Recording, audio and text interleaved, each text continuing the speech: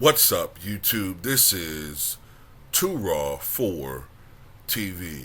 So, the Miami Heat are now one victory away from becoming just the second eighth seed in the history of the NBA to make it to a conference final. The Miami Heat out hustled, outworked, and outshot the New York Knicks in Game 4 for a 109 to 101 victory, and have taken a commanding 3-1 lead over the New York Knicks in this best of 7 series. And now, the way things are going, man, there's an actual possibility that we could see a rematch of the bubble. My God, man. Anyway, Jimmy Butler led all scorers he led the Miami Heat scorers. Didn't lead all scorers. Led the Miami Heat with 27 points, 6 rebounds, 10 assists, 2 steals, and 2 blocks.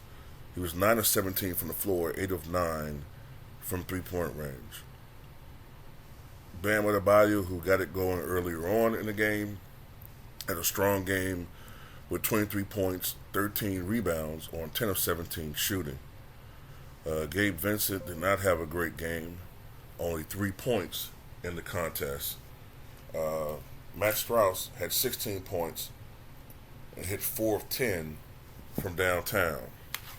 Kevin Love, who's been in the starting lineup in this series against New York Knicks, in 23 minutes had 8 points, 5 rebounds, 2 assists, and a couple of important threes for the Miami Heat. Kyle Lowry came off the bench, played 26 minutes, had 15 points, 5 rebounds, 4 assists for the Miami Heat.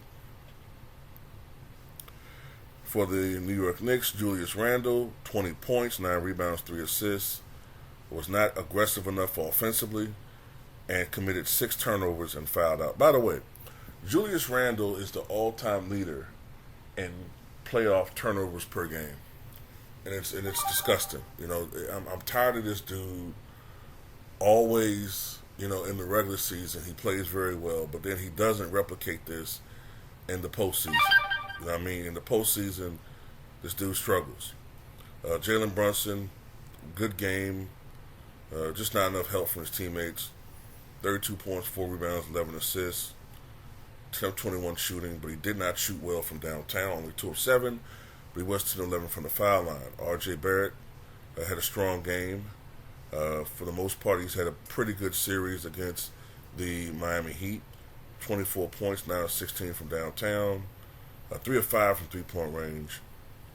But other than those two, man, the Knicks did not get much help from the others. One of the key advantages that Miami has, and this is something that Kenny Smith said, and he's right about it, is Miami has players who are aggressive scorers and are scoring threats, and they look to get their shots. Whereas with the Knicks, you have maybe 1 or 2 guys who are looking to get their shots. The other guys have to be sort of set up to get shots. Whereas the other players for Miami, the majority of them can create and get their own shots. So Miami has to, address, the Knicks defense has to address each guy. And sometimes they overplay them, and that often leaves a guy wide open. Because sometimes their offensive play, especially when they get hot, sometimes they are double teaming them, and that's sort of, leaving a guy, especially the guy that's the guy that's closest to the offensive player that has the ball. If the Knicks are like trying to double team, Adebayo, then guess what? That's going to leave maybe Kevin Love open on the perimeter because they're overplaying Adebayo because he's been scoring 4 or 6 points in a row or something like that. You know what I mean? Also, Miami was out hustling them. I think Miami got like they kept getting like second and third and fourth chances offensively, and the Knicks went stretches where they didn't score, man. And I'm gonna tell you another thing too. It's amazing what this team is doing, considering the injuries that they've had, and it's almost like, man, I hate to say this. I look, man. I'm not saying. Yes, I guess I am. Is it me, or does Miami not even miss Tyler Hero? I mean, don't get me wrong. Tyler Hero, can get hot and blah blah blah. But sometimes Tyler Hero can, he's streaky. Sometimes, man, he can shoot you out of a game. He's inconsistent a lot of times in the playoffs. I'll be honest with you, man. When I'm watching Miami play, if you're just looking for a guy to hit a catch and shoot three right now, watching these playoffs, if I'm the opposition, I'm fearing Matt Strauss a little bit more than Tyler Hero. I'm fearing Gabe Vincent more than Tyler Hero. I'm not saying they're better players. They're not. But, man, they're doing their job right now, man. They're really doing their job. And it's crazy because during the regular season, Miami was just a 34% three-point shooting team. And in these playoffs coming into this game, they were a 39+% three-point shooting team. Just behind the Boston Celtics. It's amazing. The scene shifts back to New York for Game 5, but... excuse me. It's late at night. Now, I usually don't do videos this late, but I just want to get these ones out the way. But, yeah, I think this series is over, man. I don't know. Maybe Miami can rally. They have no choice. Maybe New York can rally. But I don't see New York winning 3 games in a row. I don't see it. The one game that they won, they had to furiously hold off a Miami rally. Miami just fights the whole fucking game, man.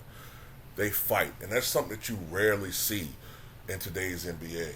Like, what you see today is a team will get a lead, and they'll get comfortable. They'll get comfortable. Okay, we up by 12. We can take our foot off the pedal. Miami doesn't do that. Miami doesn't do that. Even in that game when Miami was down by, like, at one point 40 against the Bucks, I think it was game 2. If you look at the final spread, it was 16. And that's a team that, some of you could say, Milwaukee took the foot off the pedal, but that's indicative of Miami. They just don't give up.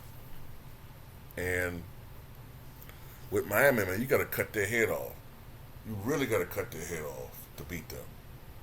So that's a championship mentality. The problem has Miami had a championship talented team.